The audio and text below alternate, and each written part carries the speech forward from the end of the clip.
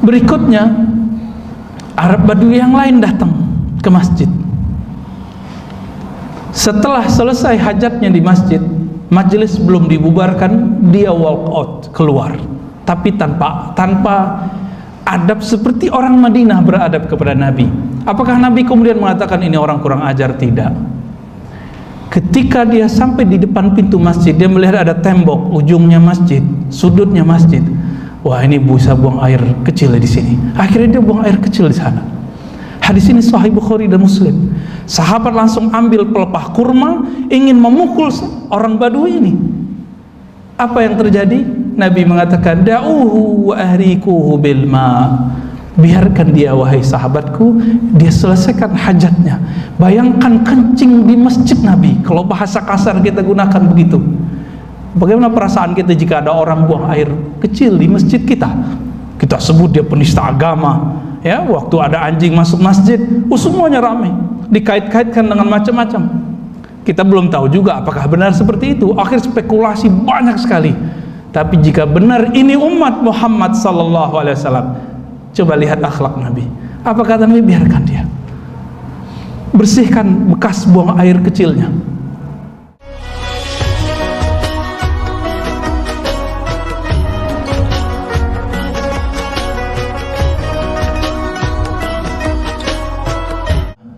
Nahmaduhu wa nasta'inuhu wa nastaghfiruh wa na'udzu billahi min shururi anfusina wa min sayyiati a'malina.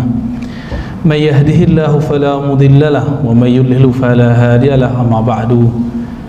Ayyuhal muslimun, ansahtu nafsi wa iyyakum bi an tujaddidu imanakum wa an tattaqullaha haqqa tuqatih. Wa qala 'azza min qa'il, يا أيها الذين آمنوا اتقوا الله حق تقاته ولا تموتن إلا وأنتم مسلمون ونشهد الله بأنه لا إله إلا هو ونشهد أن محمدا عبده ورسوله هو الحبيب الكريم رحمة للعالمين.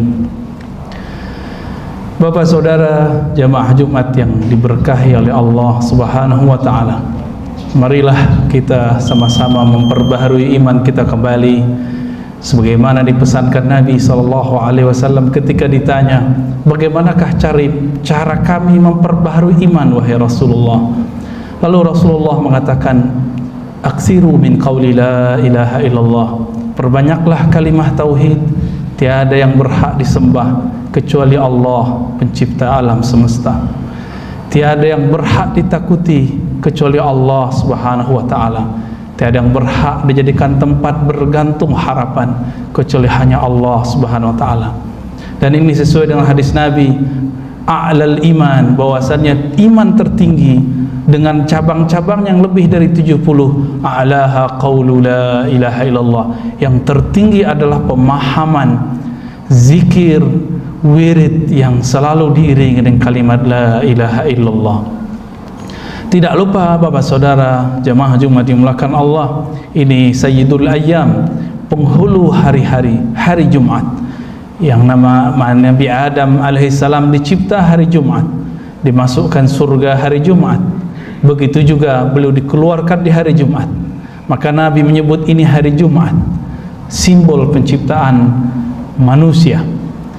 Oleh karena itu Nabi mengatakan, aksiru, perbanyaklah salawat kepadaku pada hari Jumat.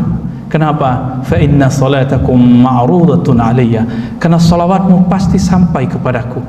Oleh karena itu, walaupun beliau telah wafat secara fisiknya, tapi rohaninya justru lebih bebas, karena beliau mengatakan, man sallam alayya, siapa yang mengucapkan salam kepadaku, maka Allah kembalikan ruhu. Arudda alayya ruhi, ya?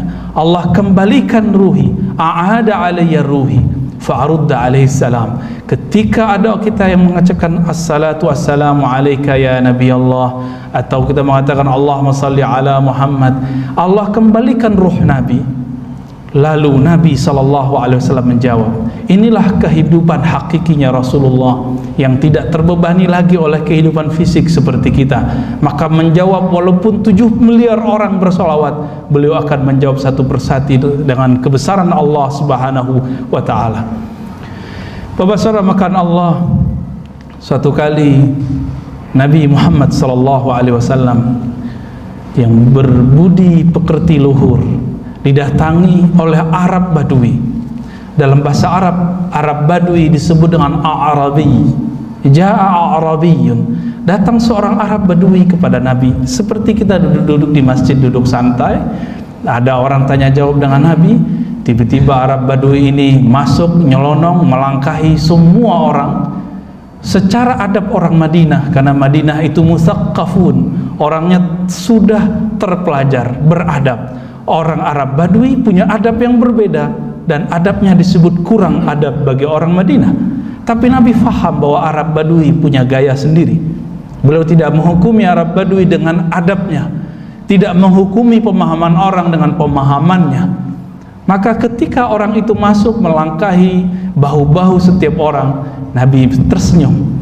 Tiba-tiba orang itu berdiri dan berdoa. Nabi sedang berbicara, tapi dia berdiri mengangkat tangannya.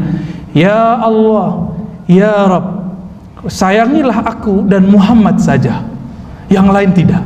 Yang hadir di masjid tidak perlu disayangi.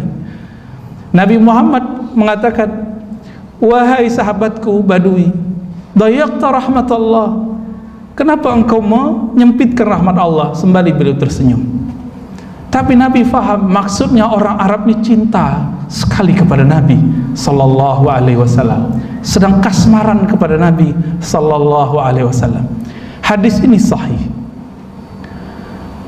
Berikutnya Arab Badui yang lain datang ke masjid. Setelah selesai hajatnya di masjid, majelis belum dibubarkan, dia walk out, keluar, tapi tanpa adab seperti orang Madinah beradab kepada Nabi. Apakah Nabi kemudian mengatakan ini orang kurang ajar? Tidak. Ketika dia sampai di depan pintu masjid, dia melihat ada tembok, ujungnya masjid, sudutnya masjid. Wah, ini bisa buang air kecil di sini. Akhirnya dia buang air kecil di sana. Hadis ini Sahih Bukhari dan Muslim. Sahabat langsung ambil pelepah kurma, ingin memukul orang Badui ini. Apa yang terjadi? Nabi mengatakan, da'uhu wa ahrikuhu bil ma. Biarkan dia, wahai sahabatku, dia selesaikan hajatnya. Bayangkan kencing di masjid Nabi. Kalau bahasa kasar kita gunakan begitu. Bagaimana perasaan kita jika ada orang buang air kecil di masjid kita? Kita sebut dia penista agama. Ya, waktu ada anjing masuk masjid, semuanya ramai, dikait-kaitkan dengan macam-macam. Kita belum tahu juga apakah benar seperti itu. Akhir spekulasi banyak sekali. Tapi jika benar ini umat Muhammad sallallahu alaihi wasallam, coba lihat akhlak Nabi. Apa kata Nabi? Biarkan dia, bersihkan bekas buang air kecilnya. Lalu orang itu pergi begitu saja. Ini baru dua adab Nabi sallallahu alaihi wasallam. Nabi tidak pernah menghukumi orang lain dengan pemikirannya. Nabi tidak pernah menjudge orang lain dengan pemahamannya. Bahwasanya karena Allah itu Nabi sallallahu alaihi wasallam.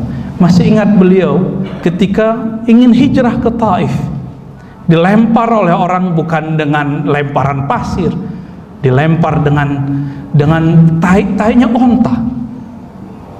Apa yang terjadi?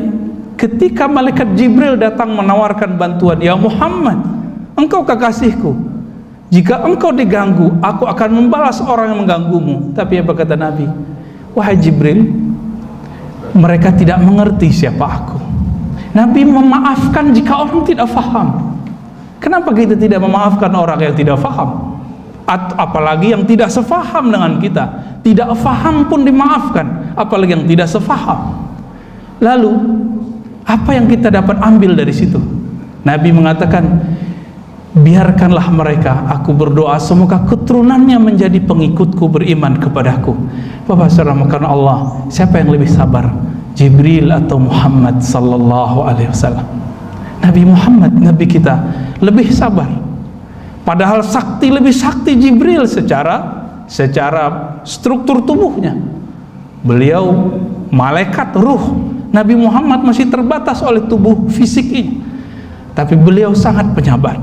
Itu sebabnya malaikat Harut dan Marut ketika turun ke bumi meminjam tubuh manusia tidak berhasil sama sekali, malah menjadi carut dan marut.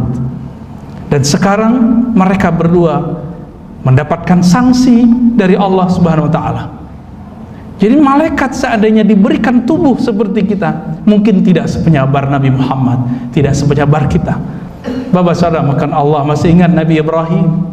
Nabi Ibrahim ketika hendak dicemplungin ke dalam api, datang semua malaikat yang ada di bumi, bahkan temannya yaitu malaikat Jibril. Pertanyaannya sama, wahai Ibrahim, maukah kamu aku bantu memadamkan api? Apa kata Nabi Ibrahim? Hasbunallah wa ni'mal wakil. Cukuplah Allah yang akan menjagaku.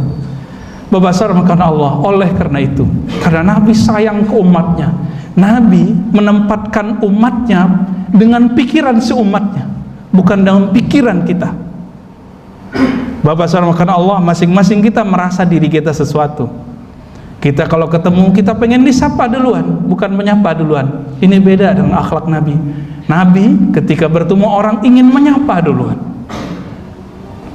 Nabi jika bersalah, bahkan beliau tidak bersalah, tapi beliau khawatir ada orang tersinggung dengannya, beliau pertama kali meminta maaf. Karena memberi maaf wajib, apalagi meminta maaf. Maka diabadikanlah sifat Rasulullah dalam 2 ayat terakhir dari surat Taubah. Inilah penutup dari khutbah kita, khutbah pendek kita di masa pandemi ini. Laqad ja'akum, sungguh telah datang kepada kalian rasul dari diri kalian, sangat sayang kepada kalian, sangat tidak senang, tidak nyaman, tidak bisa beliau hidup tenang, tidak bisa beliau hidup itu seperti kita egois, senang ketika orang susah. Coba sekarang beberapa orang yang tidak kena banjir bilang, alhamdulillah aku nggak kena banjir, tetangganya kena banjir, dia senang di saat orang susah. Imam Syarif Sakti mendapatkan ini. Dia punya toko di pasar, ketika toko semuanya terbakar kecuali tokonya, datang pegawainya, datang, wahai Tuan Guru Syarif Sakti, semua toko dibakar kecuali tokomu, sakti sekali engkau. Awal kali beliau mendengar, beliau mengatakan alhamdulillah, hebat sekali ya Allah. Tapi baru selesai kalimat itu beliau baca, beliau minta ampun kepada Allah, mengatakan, ya Allah, betapa hilang rasa sisi kemanusiaanku, rasa sayangku kepada umat. Aku bahagia saat orang susah. Maka beliau mengatakan, aku beristighfar karena salah menempatkan alhamdulillah selama 30 tahun. Maka ditutuplah ayat tadi, 2 ayat terakhir dari surat Taubah.